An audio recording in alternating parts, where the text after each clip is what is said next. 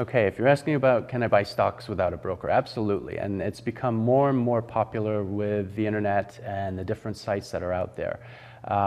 It's very easy to buy stock without a broker. The tracking tools, the research tools, the things that are available to the general public these days are much more sophisticated, and buying shares without a broker it is what a lot of people do.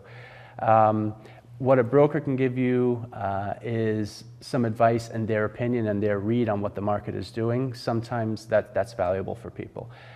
They also have the time, because they do this every day, to work on those things. So if you buy with a broker, you'll have those advantages. You will generally pay more than doing it on your own. If you are comfortable with the research tools and the information that's available on the internet and elsewhere, you can absolutely buy stocks without a broker, and there's no problem at all.